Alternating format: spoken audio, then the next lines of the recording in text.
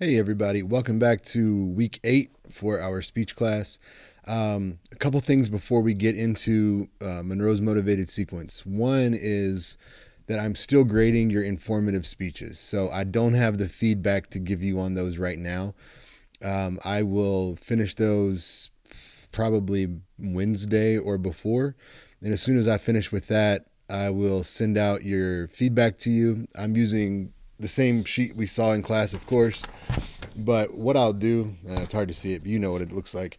What I'll do is just take a picture of that and then send you an email with that attachment. So there won't be any like, oh, hi, you did this, this, and this. It'll just be from me with the feedback attached as the subject or informative feedback attached. And then you'll see that form. Open it, look at it, and then let me know if you have questions on it. So it could be something technical like, you don't understand what I mean by a comment, or it could be something just real basic like you can't read my comment because it's a picture and I don't always write the clearest. So I'll do my best, but that's how we would do it in reality. If we were in the same room together, that's how I would do the grading. So I do it the same way here. But again, that'll be coming out later this week. But you do have one thing you need to do this week, which is quiz number 3. And so I did not want you to miss out on the whole week to work on anything you need to. So let me move some things around and show you this. So here we are at week 8. Today is the 8th, informative feedback, which we just talked about. And then we're going to move to Monroe's motivated sequence.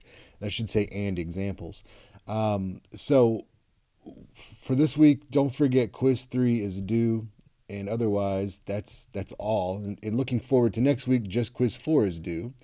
We're going to continue talking about persuasion next week. We'll talk about it in a different approach. So we're going to use Monroe's motivated sequence for our structure of persuasion, but we will do it sort of in a way that it uses the sequence, but there are also other elements of persuasion that you need to be aware of, and those will be things that you include in that speech, aside from just that structural design. And I'll show you all of that right now. So let's jump down to it. It's hard to believe that it's week 8 already, and that we're almost done.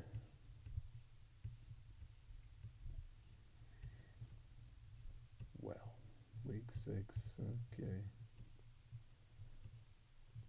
I'm realizing now that this is not something that we've covered, this virtual speaking basics. And so I want to touch on this just briefly, so that you can get a little better idea of what to do and not to do in the future. So what I'll tell you is that I've watched a few of the speeches already, and most of them had an issue in terms of camera angle. And, I didn't count off for that. I didn't count off for your movement. I didn't count off for posture because, it's tough. But we did need to have gestures, and we needed to think about eye contact, which is camera contact for us. So I do want to just go through this very briefly before we move to Monroe's. This will be stuff that you should use and apply to your upcoming speeches. But really, the basics of this is that this isn't anything new. I mean, back in 1956 was the first virtual call where people would, get on the phone and somehow communicate with each other. I never really understood that. So the way this would work, like you see there in 1964, most major airports had phone banks, and then they would have virtual video phone banks where you could call people and use the video. That made no sense to me because who are you going to call? Like, nobody had these in their house unless you were calling somebody else at another airport or your really rich aunt or uncle that could afford these things back in 1964. It just doesn't work very well. So they fell out of favor until more recent times when we, have the internet and all of that good stuff. What I will also tell you is that standard speech rules still apply, and you see those there. The vocal choices that you make when you're delivering your speech, your gestures, that's what we were just discussing, your eye contact, You still have to prepare and practice just the same as you would if it were an in-person occasion. You need to do the research to back up and cite your sources in a quality way. Those were some issues that I'm already seeing as well. You've got to have great structure, and we'll cover that with Monroe's, and then visual aids, which you'll only need for your final speech, and we'll talk about that when the time comes. Um, think about your visual environment. Again, this wasn't taken, there was no points taken off for this first time around, but think about what is around you. So, what's behind you as the backdrop? Try not to have windows or light sources behind you because it will make your face harder to see, kind of casting a shadow. But also, just don't embarrass yourself. I mean, there's been some questionable things in backgrounds that I've noticed over the past year. Nothing crazy, but I don't think I would want my bed, for example, in the background just because I don't know. It just seems kind of strange. But you do you. As long as you're not embarrassing yourself, I'm not taking points off for what's behind you. But I do need to be able to see you. So the only way that would deduct a point or two would be as if you had a light source behind you that made it hard to see your face. So with that in mind, lighting should be reasonably bright, but they should again be in front of you. Daytime bulbs are great if you have that option. You can't see mine, but you can order those nice halo lights for like, I don't know, 30 to 50 or $100. I've seen them as much as. Or you could go to your local hardware store and get a light that does the same thing. It's just a socket for a light bulb, and it's got a big metal dome around it. And I think that I've got two of them here, not on. One of them's on, but it's like $9.99 a piece or something. So that's the way to go if you need that kind of lighting. Now, in terms of the frame, this is where things were a little bit strange in some of the videos I've seen, not just from our classes, but before. And that is how far away or how close you are to the camera. Now, ideally, you would stand up and deliver your speech, but I didn't put that explicitly in the syllabus, and I'm not going to change that now and say you have to stand up. I know a couple of you have done that, and that's great. With that in mind, it's easier to see your gestures, it's easier to see your movement, and it simulates reality more. However, these same rules apply no matter if you're close or far away. So find that Goldilocks zone is what we'll call it. I mean, you don't want to sort of be back here giving your speech and you're kind of far away, you're tiny, but then you also don't want to just have like your face in the shot only. That all seems a little awkward. So, find that Goldilocks zone. Now, I happen to have a microphone in front of me because, as I told you before, it helps me clean up the sound. I'm really hoping that's been picking up. And so I'd move mine up a little to get that out of the shot for the most part. But, you're working with what you have, so it's going to be different for all of us. All right. The other thing with this is don't have the camera in an odd angle in terms of being up above you or down below you. So I've seen a lot of folks for some reason that want to have the camera down low, and they like put it on a low coffee table, and then they stand up to give the speech, and we're looking up their nose, and it's just sort of this angle. We don't need that, and we also don't need it to be, way up high coming in, like a person like me may do, is to, take out the double chins. You get this high angle coming in. Maybe I should just do all of my talks like this, and it would work better. Well, who knows? But the idea there is to make it as straight on as you possibly can. I'm actually sitting at a desk that's pretty standard height, but I have it's like a travel case for musical equipment right in front of me, and that lifts things up a little bit. Sorry for the dogs if you're picking that up. Other nonverbal considerations, eye contact still, it's very important. You have to make eye contact. It's with the camera. That expectation remains. Beware of reading. I've seen that already. But people will read, and if you can see their eyes, especially if the screen's a little too close or the camera's too close, You see the eyes kind of going back and forth reading. That's not what you want. You don't want to read a speech in a live setting, and you don't want to do it in a setting like this either. One moment. All right. Um, so the frame is the focus, which means in a classroom setting, you're going to be moving around, and people are going to be able to look at other things in the room, other people, things on the board, whatever. But here, all we've got to look at is this small frame that you put yourself in. So keep that in mind, that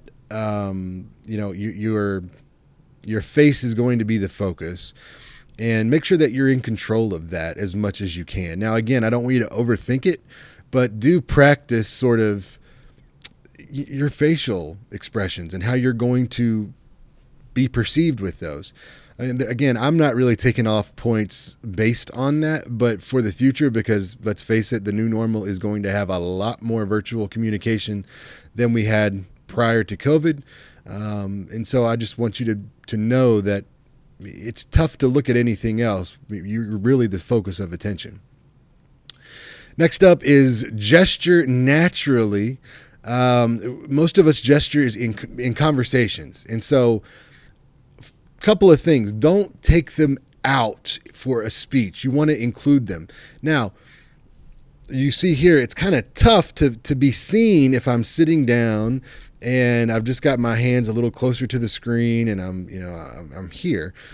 If you're standing up, this is a little easier, but it's really still something that needs to be involved. And think about it this way. It's not just because I need to see your hands and I like to gesture and talk, though I do that naturally, but be purposeful. So if something is small, show us small. If it's big, show us big. If it's moving, think about how that would look to your audience. So you could start here, and then we went here, and then we took it over there. Or you could sort of think about like having a ball in your hands, right? So we started with this, we turned over to that, and we're finishing over here. However you want to do it. But do be purposeful with those gestures. Have them, include them. Think about if you were wherever you are right now, and you had someone in the room with you sitting right beside you, and they asked, where is the restroom? And you were going to tell them how to get to the restroom. You couldn't use your hands. Would it be hard? It would be very hard, because, we always seem to want to say, oh yeah, you just go right out there, hang a left, and then go down that hall until you get to the end, and it's going to be over on the right. Something along those lines. Even when I'm inside of buildings and I don't have a damn clue which way I'm pointed, east, west, north, south, I'll say, yeah, you just go down here and then cut over the other way and you go to that building over there. I don't know if that's right, but it makes sense in my head. And it is usually, when we're in a setting like where's the bathroom, beneficial for that audience to have you directing traffic, if you will, with your hands. Now, what I don't want you to do is to overdo this and just, land planes and doing all this kind of, commotion, this interpretive dance. That's not what we need. But make sure you're purposeful. Make sure you're visible. Last but not least, what that voice do?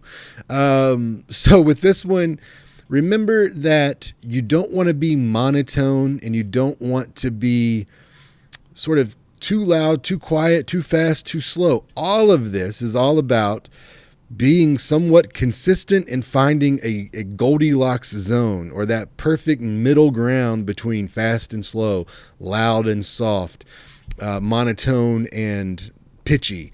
So keep that in mind. Now, what I will tell you about this is you only need to speak as loud as it takes to be heard. That's it. You don't need to be any louder than that. Same thing with the rate. You don't want to run through and sprint through a speech, but you also don't want to crawl through it either. So I don't expect you to come up and, okay, today we are going to discuss persuasion. Like, that feels unnatural to most of us as well. And study after study shows that when an audience listens to a speaker, they prefer a moderate to quick delivery. And that is because it shows them, or at least it signals to them, that they're a competent person. And we want to be seen as competent people, especially in persuasion, because if we're not going to be very persuasive. I've only seen one or two speeches that were way too slow. The only one that sticks out that was way too slow was a fluke, because the guy afterwards came up and apologized. He said, "Was I going too slow?" I said, "Yeah, man, you went pretty slow." "Oh, I'm real high right now, man." I mean, just being honest with me. And I said, "I was nervous, so I decided I was going to get high." And it's like, "Oh, okay, all right. Whatever works, man." But that didn't work, so I don't advise it. But be consistent for the most part. The only thing you want to have some shifting on is your tone. We'll talk more about that before the next speech. But the big thing is be natural. When something is exciting, you sound really excited. When something's not very exciting, it's sad, you sound kind of sad. And so we do it naturally day to day. Don't lose it for this. All right. With that in mind, let's jump down to Monroe's motivated sequence. We're going to look at examples today. We're not going to do a demo today, but we'll do that next time. And the way that will work is just like the informative speech. I will pull up the outline that's blank. We'll go through it, start to finish, and get ourselves a nice speech, persuasive speech in Monroe's motivated sequence structure. We'll have that ready to go. So let's talk about Monroe's. I'll start by just saying this. For me and many other communication scholars or experts, this is the most effective way to structure a message that we know of for a general audience. This doesn't work for some specific audiences. For, different people are persuaded in different ways. This is sort of the catch-all that is designed to really persuade the most broad groups. This does not include anything about your delivery, just so we're clear on that. We'll cover that next time. That delivery is as important as the structure. And, some speech professors will grade sort of different on different aspects of the speech. So they'll do like maybe 70% on content and 30% on delivery. I don't do that. I do 50-50 as close as I can to that. And you've seen that on the evaluation form, because especially with persuasion, if you're not delivering things in a persuasive manner, they just don't work that well, no matter how great of a speech it might be on paper. It's like the example of the "I have a dream" speech. I mean, the greatest speech ever given that we know of, that we have a recording of. But now imagine how wonderful that speech is in this sermonic style that you don't need to or shouldn't even do for topics like we have. But there was this moving speech. But now imagine, instead of Dr. King giving that speech, sort of a 6 or 7 year old who's just learning to read, stumbling through that copy. It wouldn't have made any impact in the way that it did when Dr. King delivered it. So we'll get into that a little bit later. But Monroe's is the structure to go with, in my opinion. I use it all the time, whenever, especially in big situations. So when I got my job at Grand Valley, I came in, I was one of the 2 finalists for the position, and I had a meeting with the dean, the former dean now, and that was the final decision maker. And I knew that. And so I laid out a Monroe's motivated sequence pitch, and it worked. More on that in just a few minutes. But Monroe's is named after Alan Monroe, who came up with this in the 1930s at Purdue. On the outline we have, it falsely says that this was originally formulated as a sales pitch. It was actually a type of sales pitch, but it wasn't to make any money. So coming out of the Great Depression, a lot of folks had stopped going to the doctor because they couldn't afford it. And they needed to, use their money for other things like food. I mean, really tough times. And the U.S. government hired some messengers, basically people who structure messages, and they wanted to come up with a way to convince people to go back to the doctor, especially and specifically to get their kids vaccinated against certain diseases. They were seeing an uptick in numbers. So Monroe came up with his sequence, and it's composed of 5 steps. Now, since then, it's been used in lots of different settings, and we're going to see that in a minute. But the 5 steps are the attention step, the need, or we might call that the problem, the satisfaction of that need, or the solution to that problem, visualization, or the visualization of the future, the benefits of what will come if we solve the problem or satisfy the need as described. And then last is a call to action, which is telling the audience, here's what you need to go and do. So to go a little deeper on all of these, the attention step is the exact same thing that you've already done for your attention getter. The only difference is now that it becomes, as you see there, crucial with any persuasion, but especially with persuasion using Monroe's, it's crucial that that attention getter does its job. I mean, you really want this thing to just grab an audience, and that way you can keep them throughout. It's one of those situations, this sequence, that if one little piece is taken out, it doesn't work very well at all. And so you need every step. And if you don't get their attention off the start, you can't keep their attention as you move through. And so we'll want to do that. Now, those same approaches work: facts, stats, humor, quotations, questions. Stories, though, are the go-to with persuasion. Humans are natural storytellers. We've been telling stories since way before we could write, as just a species. And even though we may not realize it, we are still storytellers, and our brains love to hear stories when we're trying to learn something. That's why we use so many examples and metaphors. A lot of religious texts use parables.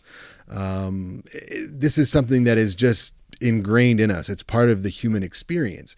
So telling a story is a way to start and finish a presentation like this, so that the audience is able to either identify with it and see themselves in the story, or become so connected with the story that they don't want to, they don't want to stop listening because they want to know how it ends. The best example of this, and forgive me if I've already told you the story, but the best example of this that I have seen was a guy who was in a speaking tournament in Tennessee. This was the state collegiate forensics and debate tournament. And we were at the final round of the extemporaneous speakers. And the guy got up and he was giving a speech on truth. And it was sort of like scientific truth, personal truth, spiritual truth, something like that. But he starts with a story, and he says, a few years back, a family immigrated to America to find the American dream. The parents worked hard. Both of them had 2 different jobs, and it seemed like they were always at work. Their young son was often at home, but they were a loving family. Now, seeing how hard his family worked to try to achieve this dream, the young boy also wanted to take part. He wanted to find a way to contribute. And so he found a lawnmower in the neighbor's backyard that was rusty and just hadn't been moved, it looked like, in years. So he asked the neighbor if he could use that lawnmower, if he could get it cleaned up and working. And the guy said, "Kid, if you can make it work, you can have it." So when his father was around, not working, he and his father worked on this thing, and they got it running pretty well within a couple weeks. Well, the little boy decided he was going to mow some lawns in the yard. And, he was like 8 years old. So it was more of a, oh, how cute thing than it was, I really need my yard mowed thing. But people would give him $5. They'd watch him, go around the front yard and really, seemed like what a great little helper. Well, one day he was out mowing a front yard. And as he lifted the lawnmower to turn it on its back wheels and sit it back down, he heard a loud pop. He fell to the ground, and he felt pain in the bottom of his right leg. He looked, and his foot was missing. He, of course, screamed. The neighbor whose house it was came out, got him the foot, went to the hospital. His mother met them there. The doctor, after looking at the boy, came out and said, "Ma'am, I'm sorry," to his mother. "We're going to have to amputate your son's leg." And his mother said, "I don't think that's the truth." Then he stops. He gives the speech. He goes all the way to the end, and then he says, "You're probably wondering what happened to the little boy." Well, of course we are. People were just really invested. The story basically then ends. It's ring structure. Remember, you start where you finish. He says his mother didn't believe this was true and asked for a second opinion. Another doctor just came in on shift and examined the boy. And this doctor had been to a amputation conference recently. And he said, "Ma'am, I have good news. I'm not going to amputate your son's leg. And in fact, I can reattach his foot if that's what you want. He'll never have full use of it, but he'll be complete." And his mother agreed that's what she wanted. And then the guy steps out from the podium and he says, "And I'm so very glad my mother did that for me those years ago, because I'm still standing on my own 2 feet in front of you today." People went nuts. I mean, there was crying, there's clapping, it was just this moment. I'm an ass. And so I was thinking, this isn't right. I doubt this is true. So I asked him to show me his ankle. There was a scar all the way around the ankle. I was very embarrassed. I quickly cast my vote for him as state champion, which he won. And I was never invited to judge again. The bigger point there is that the story worked really, really well to bookend the speech. He got us hooked, took us to a cliffhanger, stopped it, delivered, and then came back at the end and really wrapped it up nice and tight. So that is definitely something you can do. Now, with this, stories need to be personal or personalized in some way. So a couple of things to be aware of are that one, you can make up stories. That's fine, as long as you don't say that they are actually true or infer that they're true or about you or someone you know. If you make up a story, you need to create characters and a plot and all that good stuff. Don't let that scare you off. It's not that hard to just come up with a story and give people names and that kind of thing. You could also find a story that may be printed or published in another account of something that you might find online. Or if you have a personal story that you want to share, you could do that. What I'll tell you, a couple other things. One is, if you have a personal story and it is sensitive, maybe, make sure that you're okay telling that story before you start out. So I had a student once who had a relative with an eating disorder, and the speech was on eating disorders. And when the student came up and they were using their loved one's story as the beginning and ending of the speech, they broke into tears and couldn't get through the speech. And, it's terrible, but that's part of the preparation, is knowing if you're capable or not. And if you're not, there's no shame in it. You can make up a similar story, but depersonalize it from you, personalize it to someone else, make up a name. Some of the details can be changed to protect the innocent, if you want to think of it that way. Other things to know about stories is what I just said, in that people need names. So Barack Obama is probably the best speaking president we have a record of. Ronald Reagan, pretty good. FDR, pretty good.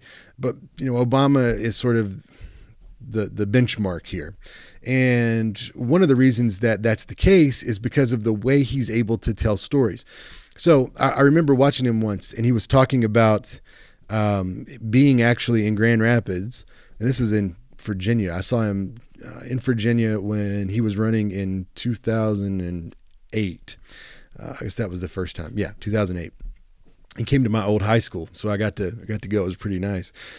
But he starts talking about meeting a mother and her 2 children, and how even though they were getting government benefits, welfare, and the mother was working, they still were scraping by. And the goal was to convince Congress to give more funding to women and families like that. And so he could have said just what I did.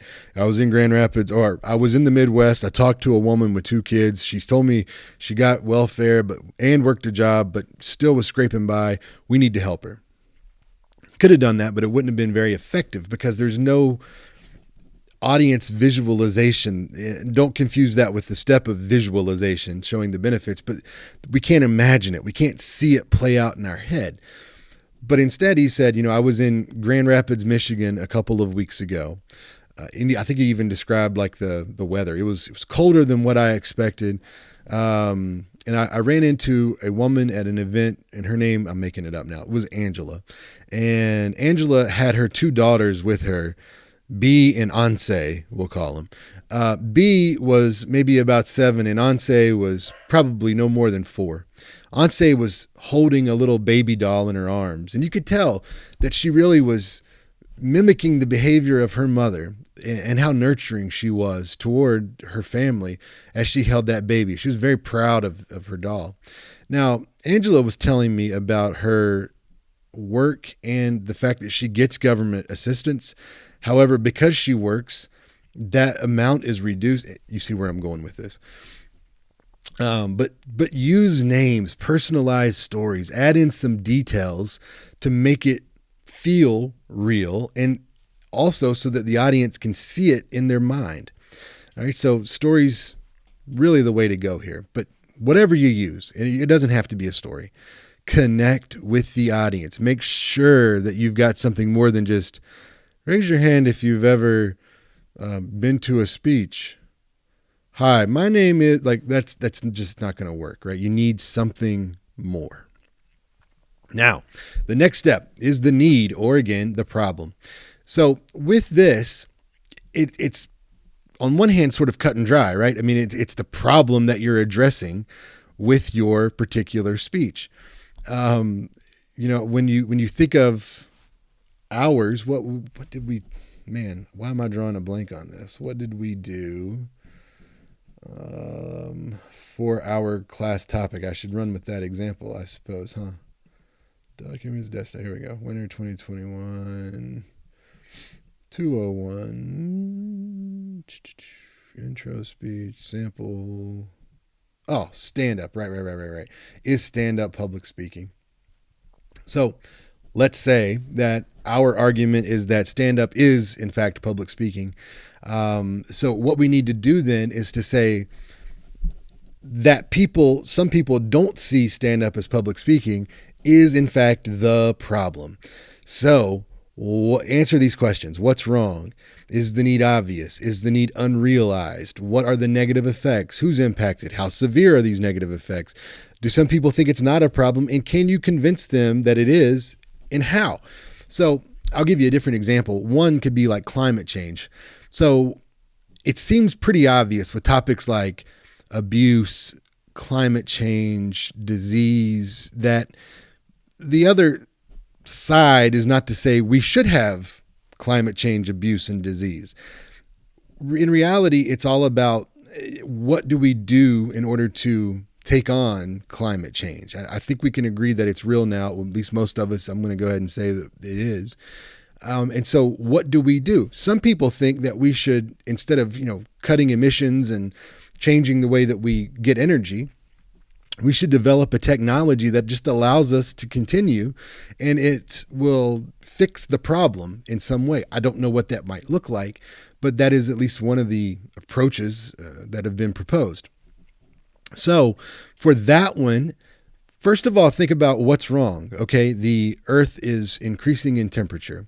Okay, now some people are going to say, yeah, and it's supposed to. We're not going toward an ice age, so that's what it would normally do.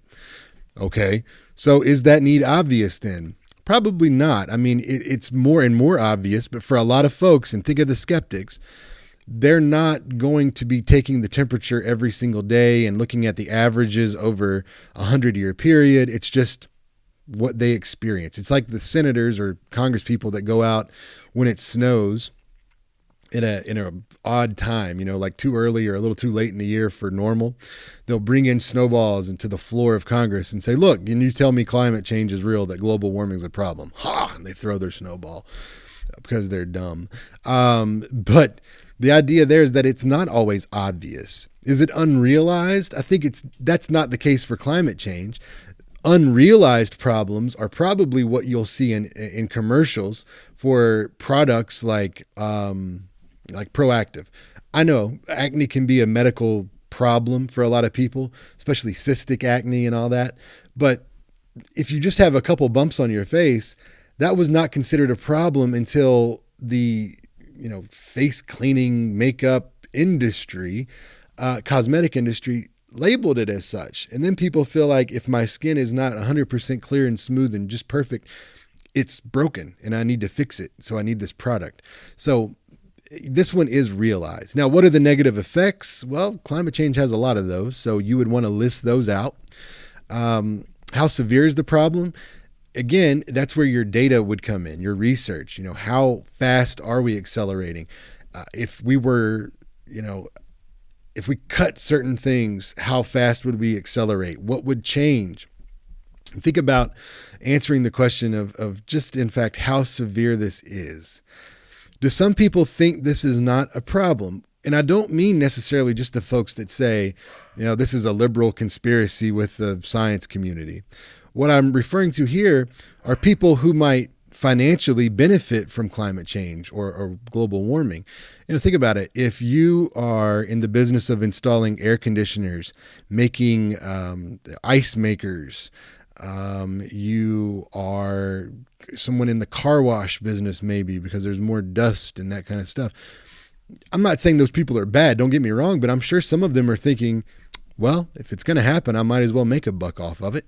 And so, we need to convince those people too that even though that it might be in your best financial interest, it's not in the best interest of humanity. And then last, why do they think it's not a problem, and how can you help them conceive that, that convince them that it's a problem? That's going to be different for every problem. My big point here is that for the problem statement, the problem step, it's not enough to simply say, all right, so the problem is global warming and we need to figure out how to solve it. So here's my solution. Not going to work. You're going to need a lot more detail than just that. I'll show you an example of this after we get through this visualization. The next step, now once you've established that here is a problem, it is real, it is a real problem, it's affecting people, it's got negative outcomes, then you solve it or you satisfy the need. And this is, hear me please on this, this has to be a step-by-step process. So really, when you're giving your speech, you'll want to say, my solution to making people agree that stand-up comedy is a form of public speaking is to change their minds. And I'm going to do that through a series of steps. First, I will. Then I will. Third, last, whatever, however many steps that you have. So with that one, make sure that it is step by step. Make sure that that plan addresses the issue directly and that it doesn't sort of miss the point, if you will. I've seen it in the past where folks have said something like, I'm making it up now, but like, okay, let's say climate change is the problem. So what we're going to do is make electric cars mandatory. And that's going to solve the problem. They'll tell us how we're going to make it mandatory. We're going to change the law, step 1. 2, we're going to bring down the prices of electric cars. And 3, we're going to add special financing so everyone can afford one. Those sorts of things. And then they say, for their next step, the visualization, look, we solved the problem of climate change through electric cars. No, you didn't.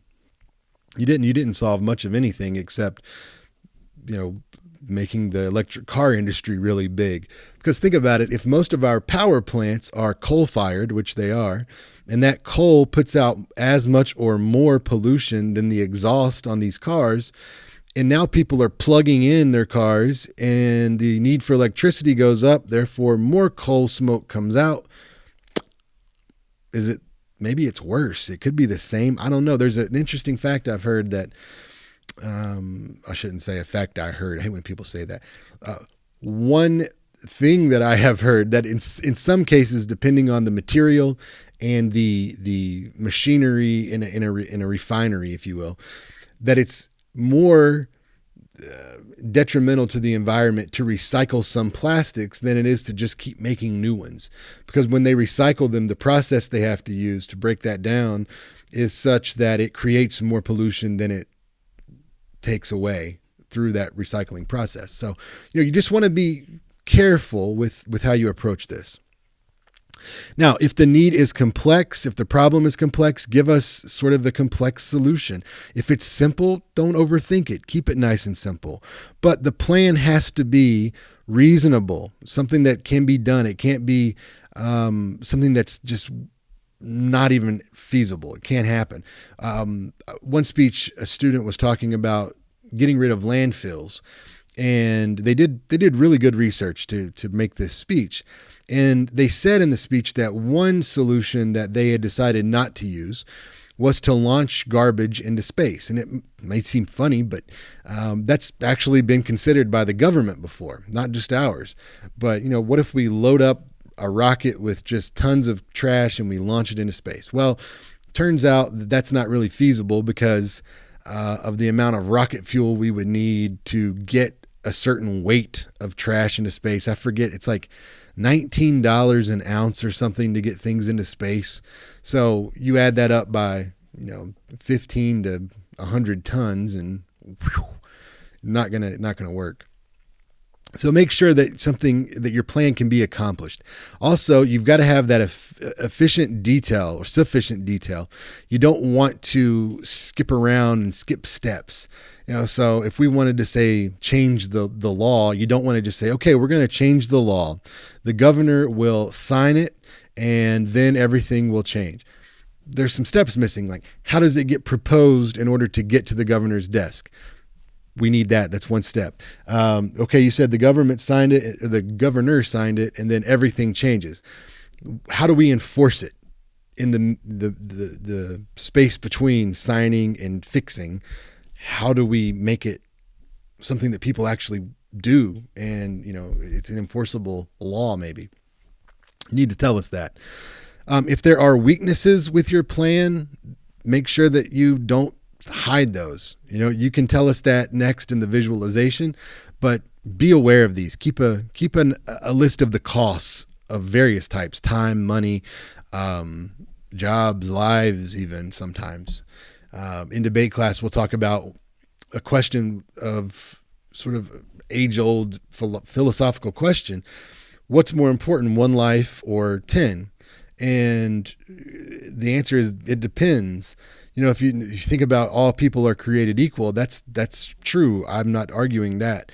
But think about it. If you're in the U.S. military and you're captured and the motto is leave no man or no person behind, do you send 10 soldiers to try to free the one when the chances of them being successful are very, very small? I don't know the answer to that. Would you be upholding your motto of leave no one behind? At least you'd be trying. But are you really doing anything positive by making 10 more families lose someone close to them as opposed to just the one? Again, it's going to depend on a lot of variables. But if there are costs, note them. Then, in the visualization step here, paint a mental image of how life will change once your plan is enacted. So, what improvements will be made? What will life look like? The thing that I want you to focus on here is that the visualization should be a mirror image of the problem or the need. Let me show you what I mean. I don't know if I still have this thing pulled up. I do. We did some speech lab training yesterday. You'll have to ignore our fun pictures. Let me blow this thing up here.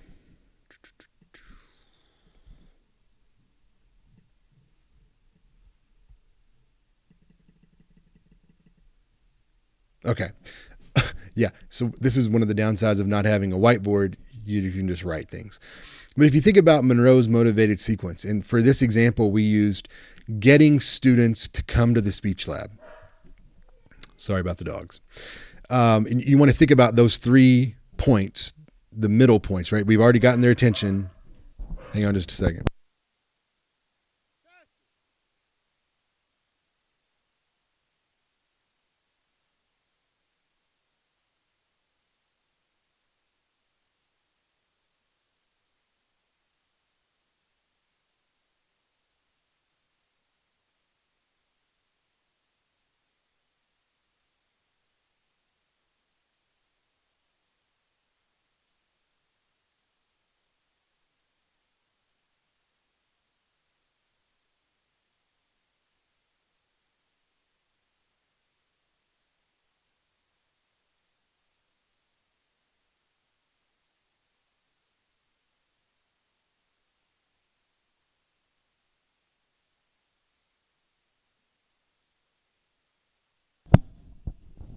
Okay, so let's say that when we use our outline, and we will show you this, or I'll show you this in the demo, that the main points become the need, number one main point. Number two is the satisfaction or the solution, the plan.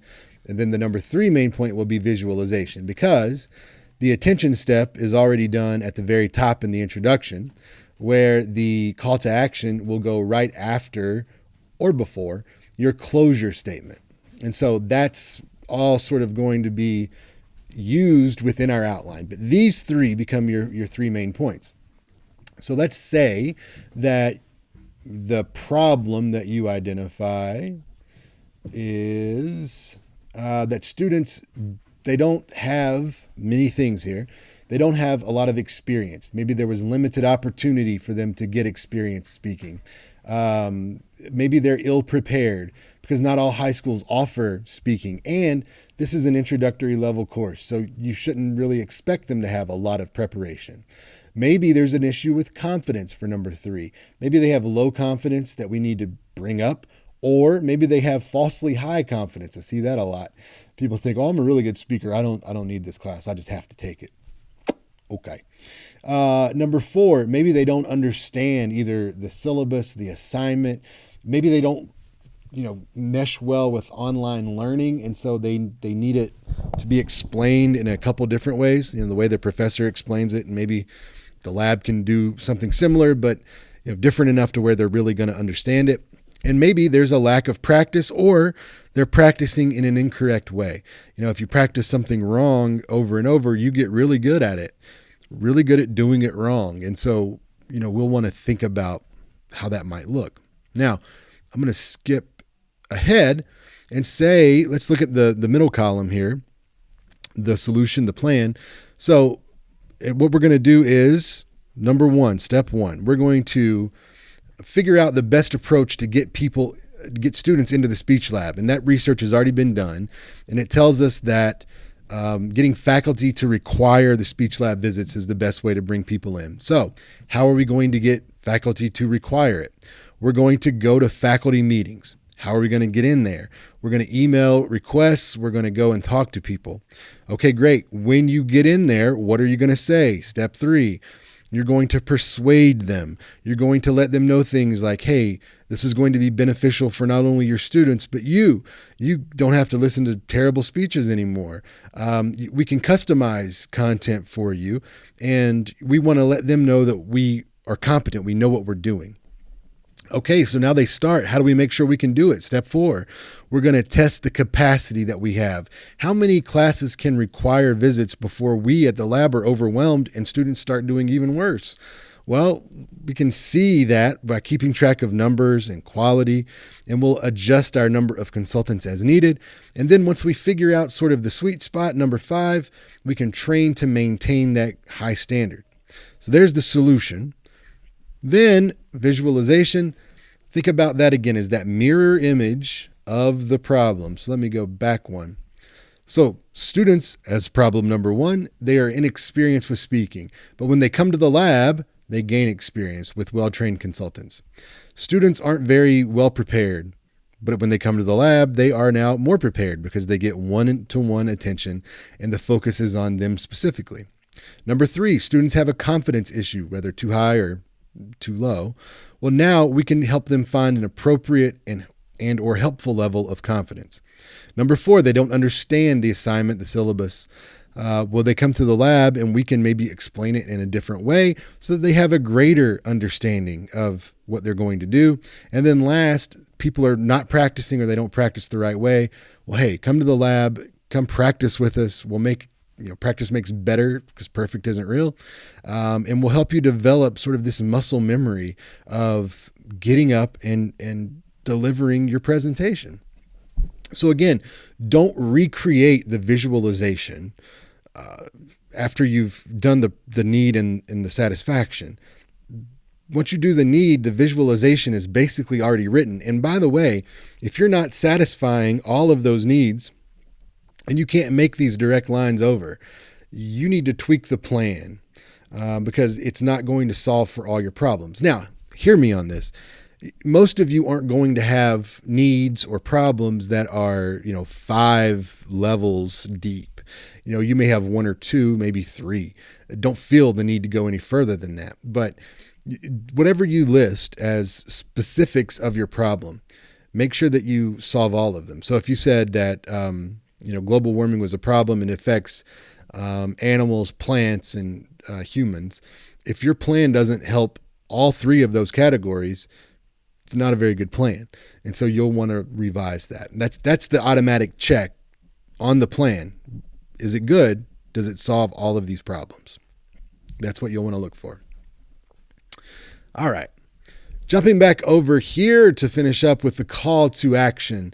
The call to action is going to be something that you tell the audience you want them to do and that they can do it immediately.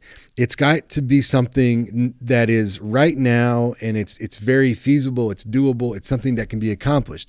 So most likely you're going to tell people in 2021 to go and learn something, and you want to give them a specific website. Go and email someone, send them a message, post on their social media with a specific email address or phone number or social media platform and name. Or you maybe sign things like a petition. And then again, you'd want to tell them specifically which petition, where they can find that, like change.org, that kind of stuff. But what you don't want to do is give them something that is maybe not immediate and or not realistic. So don't say things like, so remember, when you become a homeowner for the first time, no, that's not going to happen later today. So if you can just donate $100 to, no, college students probably not going to donate $100 right now. It's just not in the cards. So think about what can be done now to start that process. Normally, it's going to be something related to the first step in your issue. So if we jump back over, we have the first is to research what's going to be the best approach to get people in the door. Well, we already knew that one. So let's go to the next one, which is getting into faculty meetings. Tell your audience that you would like them, no matter what their major is, to email the chair of their department and let them know that you think that the speech lab is beneficial and that they should make more of a point to get you in there in all the classes. Now, since everyone has different majors, you can't just throw up all the chairs of departments' emails. But what you could say is go to your major's website. And if you just Google search GVSU and then the name of your major, you'll probably find it. And then go to faculty and you'll probably be able to see who the director is. They're often listed first on that list. Email that person and tell them that blah, blah, blah. So that is your call to action. Now, again, we've talked about some of this in passing already, so we won't go through all of this, but we really are storytellers, and that's why this is so persuasive, because it tells a story of a problem. So you've got conflict, a solution, you have resolution, visualization, you have this bright new future, hopefully. And then you make it real by the call to action, because you say, this isn't just a pipe dream. There are some easy steps we can take. And the first one is the call to action. It's also, Monroe's is something that falls into the category of what's called non-summativity, meaning if one of the steps are missing, it doesn't work very well. And I mentioned that with the attention getter, the attention step, that if it's not there, it's going to be hard to get people's attention later. And that's very true. However, what I'm also including here is that if you don't tell us why something is a clear problem and you give us a solution, well, for a lot of people, you probably just solved a problem that didn't need to be solved, sort of if it ain't broke, don't fix it approach.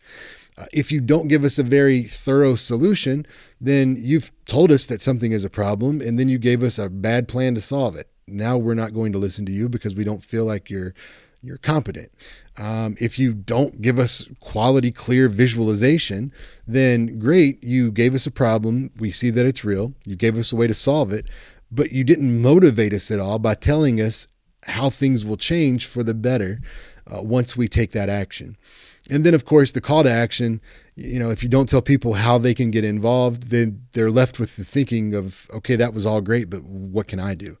And so that's why you need every single step. Now, let's think about how you have seen Monroe's work. And what I'm going to do here is go to, let's just see what the best way to do this is. I'm going to go over to YouTube, and we're going to do the Arms of the Angel ASPCA. I know some people see this and they just think, oh God, I can't watch it. I get it.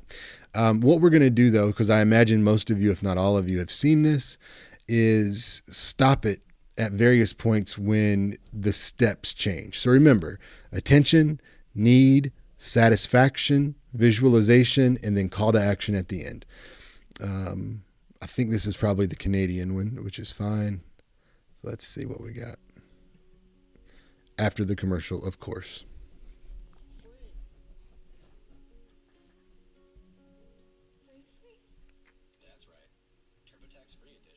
Thought that was the boy talking.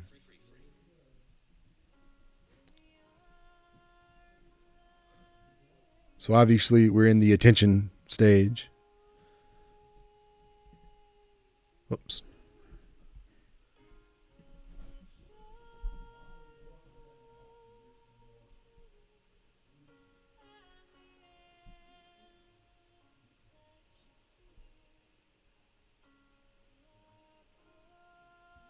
So let's think about this one for just a second so far. We're in the attention step. There's three things going on here. Number one, the song. So this, different medium than what we're going to use, but the song is something that when we hear it, I bet if you were in a room and that came on TV, you would think, oh, the dogs, right? So you're going to look at the TV, and that's what they want you to do. The second thing that's going on here is that you have the images. So you've got these dogs or cats too, the one-eyed cat, the dog here that's struggling to walk. That is attention grabbing because people don't like to see animal suffering usually, at least those who aren't, sick. And so that's the second thing going on. And the third are those statistics. They're talking about how every year this many animals are in trouble, and there's so many are rescued and that kind of thing. But let's get to the bigger problem here. There it is, moving to the problem.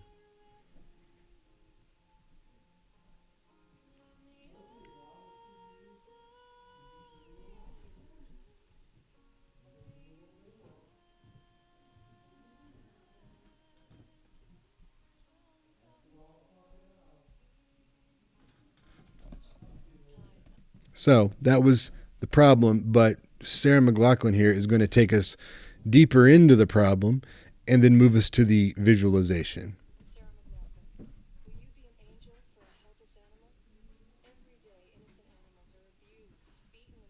Problem.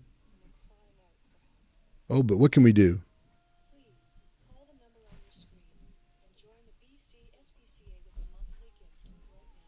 So the solution then, I said visualization earlier, I meant solution. The solution is join the BCASPCA and make a monthly donation.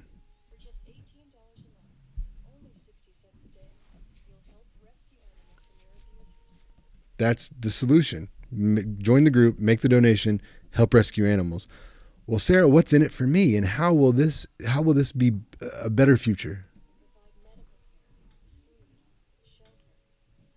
I'll provide those things.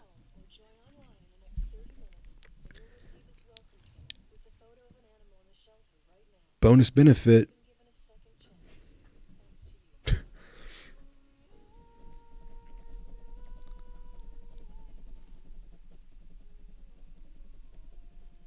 So now we've gone through all four of the first steps. Now what's left? Call to action.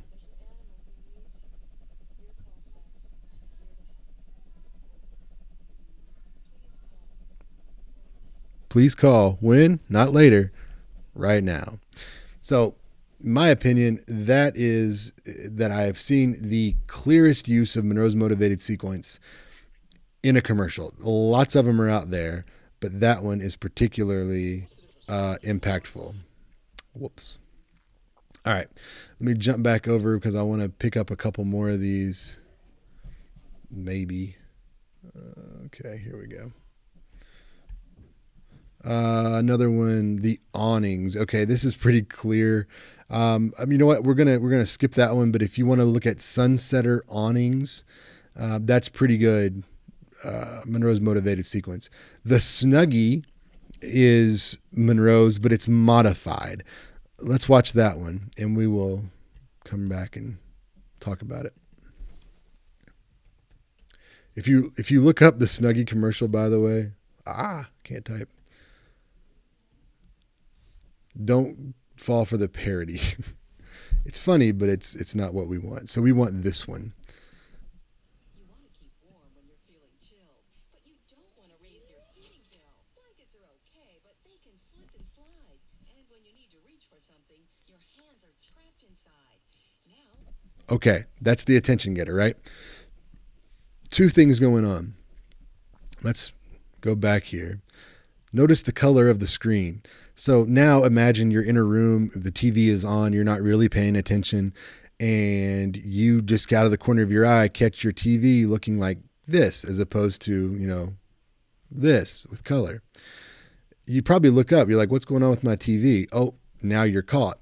And the second part of that is she was using rhyme. Did you hear that? blankets are okay, but they can slip and slide. And when you need to reach for something, your hands are trapped inside. Right? She's a poet. So there's two ways they're using that to grab your attention up front. Then they give you the solution, and the rest of the commercial, until we get to the main or the call to action, the rest of the commercial is sort of the pitch. So what we just had was the attention getter mixed with the problem, because your hands get trapped, and you don't want to have a high heating bill, so you need the Snuggie, and they combine the solution and the visualization. We're not going to do that, but again, just showing you that this is everywhere. Now, there's the Snuggie, the blanket that has sleeves. The Snuggie keeps you totally warm and gives you the freedom to use your hands. So now, you can work the remote or read a book in total warmth and comfort. Use your laptop without being cold or enjoy a snack while staying snugly warm. Snuggie is made of ultra. We didn't know we had all those problems, did we? Yeah, see, this is what I was saying with is this problem realized? Did you realize it was a problem that you can't be both warm and using your laptop? It's not possible, apparently, before this. Did you know that you couldn't be warm and have a snack? Not possible before this. You couldn't even be warm and use your remote. Not before the Snuggie. P.S. When we see this image, here, where'd she go? There. It's a robe turned around backwards. Like we've had those for years. Anyway, I digress. And still be wrapped in warm. Super large, one size fits all. So you can One size fits all? You gonna tell me a 3-year-old's gonna wear that? stay warm from head to toe. No more cold feet. And with Snuggie, you can get up and still stay warm. Perfect Because before you couldn't get up and be warm at the same time. Just didn't happen. for men, women, and children too. The ultra soft fleece keeps you totally warm, and the sleeves keep your hands free. So you can snuggle your baby in your arms or keep your pet close at hand. Perfect for chilly outdoor evenings. They should have a warning here. That's flammable. Staying cozy and warm in If your parents show up to your sporting events wearing Snuggies, you have bigger problems than being cold. sporting events. And it's ideal for those drafty dorm rooms. The Snuggie is machine washable. Notice what they did there, though. They applied this to a variety of audiences. Let's just jump back here. So now you've got men, and they talked about men and women. There's sort of middle-aged people. You've got little kids. You've got elderly people. You've got, parents. You've got animal lovers. You've got people who like to be around their family and do these sorts of outdoorsy things. You've got sporting event folk. You've got college students who have posters from 1987 on their wall. And of course, an old man who just complains about being cold apparently too much. Talk on the phone, do what you need to, and stay totally warm with the Snuggie. Similar products sell for up to $60, but call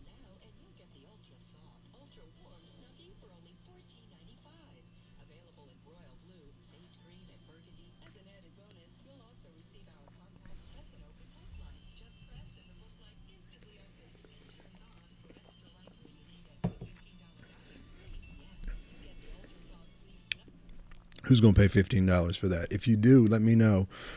Send me $15 and I will get one for you. And our press and open book light, a $75 value, both for only $14.95. And then, of course, there's the call now. So the Snuggie uses it. It's just in a sort of a different package, if you will. Now, the next one here. By the way, there's the ShamWow commercial. That's all kinds of just. It's like they took Monroe's motivated sequence and fed it a whole lot of methamphetamine and then set it loose. That's kind of what that guy reminds me of. But maybe the greatest commercial that I've seen in terms of using Monroe's in an effectively modified way, but also going out after a variety of audiences using a variety of appeals, which we'll all talk about next week, is the Life Alert commercial. Let's see. They've had these out for years. These are the, help me, I've fallen and I can't get up. You might recognize her. That's a minute and 1 second. I'm trying to find the one that I think is so effective. Okay, it's this one. I just thought maybe they'd have a longer version. Here we go.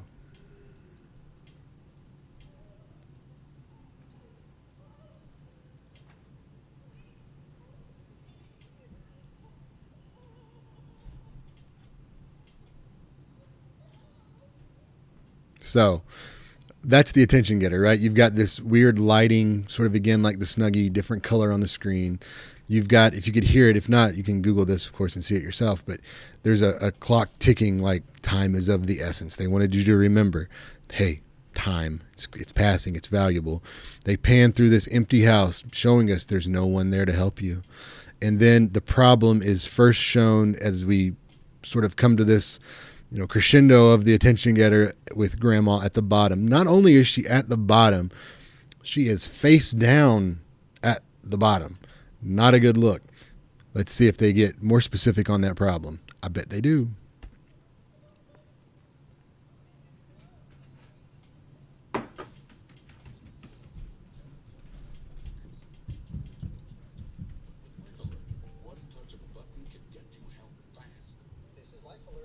So, an accident can turn into a tragedy, but solution, Life Alert. Life Alert saves a life from a catastrophe every 10 minutes. Thanks to Life Alert.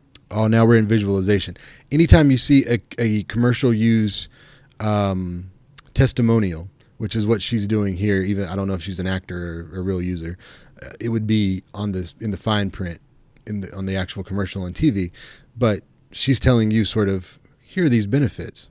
I can have peace of mind and continue my independence. For a free Life Alert brochure, call 1-800-386-0041. That's 1-800-386-0041. What I like about that too on the call to action here is they don't say call now to get your Life Alert. They say for a free brochure, call now. So it's like that first step. The first step is to educate you. Now, what they're hoping is that you call for the brochure and then they, while you're on the phone, convince you that you need to go ahead and buy it. And so if that's great, that's great. If not, then at least they've sort of gotten you to the point where you've got this brochure and now they've planted the seed. What I will also say is that this one is so, to me, effective because think about all the different audiences it goes after. I mean, most people on this planet, actually all people on this planet, are either parents or children. You can't get around, especially the children part. You are from somebody. And so with this, the parents, especially those who are, a little older, are thinking to themselves, oh man, I need one of these. They're scared because of what they've seen. They're worried they're going to cause problems for their kids. They are sort of maybe even angry that they are aging and that their independence is threatened here. Then you've got the middle-aged children like myself, where it's sort of this, oh my gosh, I'm so worried about mom and, what kind of a terrible son am I that I haven't already purchase this for her. What if she falls and there's no one there? Oh man. And then she was doing her laundry. Maybe I should get her a housekeeper, that kind of stuff. So now the kids are going to buy the Life Alert and they're going to feel like, wow, look, I did a good thing as a child. I'm taking care of my parents and I'm helping them stay independent. Parents buy it and they think, wow, look at me. I'm independent and I'm not putting that burden of worry on my child anymore because they will see I have Life Alert. Right? So it's all Monroe's motivated sequence, just used in sort of a unique way here. So, what about everyday life? I'll tell you this too. There are a couple others out there that you can go and watch. Some of them are funny. You can also Google Monroe's motivated sequence and commercials. You'll get quite a few hits. Now, how can you use this in everyday life? Well, I mean, debate is not just in the classroom. If you're trying to convince someone that, your plan is better than theirs, or that your idea for, I don't know, we'll make it up, summer vacation, where maybe by summer we can travel again freely. And so here we go. I think this is what we should do. So you're going to grab their attention. It's been a year since we could freely move around the country, or at least we were supposed to. The problem is that we have, all this energy that's been pent up. We have earned this. We have a need to travel and see new things, go on vacation. The solution is to go to your place. How are we going to do that? Here's how we're going to pay for it. Here's how we're going to get there, etc. Visualization, imagine a nice vacation at your place and how rested we'll be when we get back. So what we need to do is to book it now before the prices go up, and that's what's going to be best. Your friends aren't going to pitch the idea that way. You can, and that can be nice. I mean, you can do this, and of course in relationships too, if you're having an argument. Negotiations, basically the same kind of thing. If someone offers you, and this is so important, this is not on our speech class, but when you apply for jobs after college, do not take the first salary that they offer you if you're working at a salary job. All right, don't do it. We all know there's an earning gap, a wage gap between men and women in our country. And a lot of that is sexist, 100%. It absolutely is. But there's also evidence that women are less likely to negotiate the salary than are men. And that's because of sexism. I'm not blaming women for their situation. But they've been ingrained sort of, oh, well, I better just take it. And that's just not the case. Never take it. Never accept it on the spot. Tell them that you need 24 hours to think about it. If they push you, maybe give me a couple hours to think about it. And then come back with a different figure. Shoot high. Don't go astronomical. So if they offer you, $45,000 a year, don't say, well, I'm going to need 70. That's not going to happen. But saying 55 is fine. 10,000 more is fine. And then you're not going to get it. Don't get me wrong. But if they offer you 45 and you end up with 47, 48, that's a win, right? So you're fine with that. But use this. And that can go to the job interview element as well. So as I mentioned at the very beginning, when I came to Grand Valley, I was interviewing for a speech lab director, and the dean that I was talking to, I knew this from doing my research, do yours too. I knew that he was the founder of the speech lab, right? He's the founding dean. And so basically I hit him with Monroe's. Now, the attention I could skip because I was already there. We were doing a one-on-one. I had his attention. But, I laid out a problem for him. I said, so I just want to make sure that I understand what is happening here at Grand Valley and with the speech lab. So correct me if I'm wrong, but it seems to me like the problem is that you have this great foundation for a speech lab, but there's not, someone here who really understands how to grow an organization like this, how to get it out on the campus and national scene, how to make it a place where research can be conducted, and eventually make it into something that can make money for the university, whether through grants or something else. I mean, that's really what you need. You need that person who can do that, right? Yeah, that's what we're looking for. Okay, well, guess what the solution is? It's you, me, right? So, well, I can do that for you. And don't just tell them that, give them evidence. So, before what I've done, and I went through some things I had accomplished at a previous institution, and then it was the visualization. And so with that one, I said, the dean this was 6 years ago, and he just retired last year. So he was close to retirement. I said, I know that, you're at the twilight of your professional career, and I'm still closer to the beginning of mine. And, I want the speech lab to be your lasting legacy for Grand Valley. And I want it to be my lasting impression when I first came in that, I was able to accomplish something. And so I'm going to treat this just as valuably as you do. And you could see that he connected with that. And then the call to action was, listen, I know that the law says you have to continue to interview, and I don't even know if I'm the first or the second person to interview. You can't tell me that, and I'm not asking you to. What I'm telling you is that if you can let me know that this is the way you want to go, I can start working now, and we can become what you want us to be sooner rather than later. So let's get to work. And it worked. I mean, it worked. So think about how you can apply this. There's a lot of different options out there, but these are some of those. Okay, so with Monroe's to review, we're going to talk about a demonstration later. I'll put that up either next week or later this week.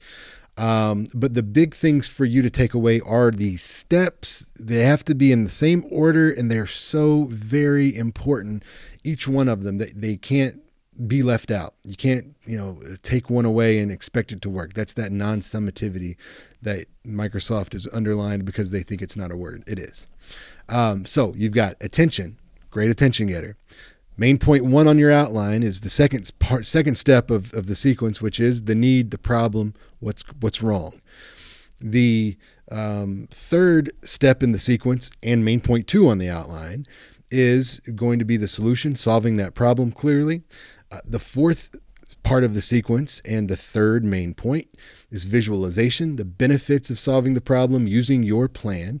And then last, the fifth step and the part that's going to come right after the closure is going to be the call to action. That's immediate and very realistic. It's doable. You'll notice on the evaluation form that I would show it to you, but I don't think you can see it now.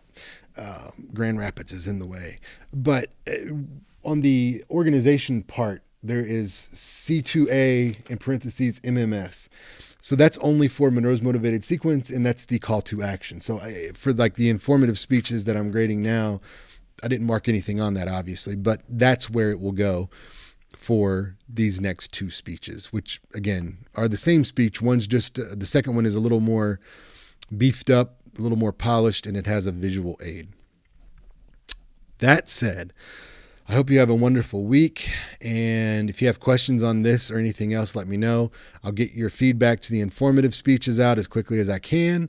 And then, of course, I'll post a demo of Monroe's using your outline in our class topic, either later this week or early next week. As always, let me know if you have questions, and I will see you next time.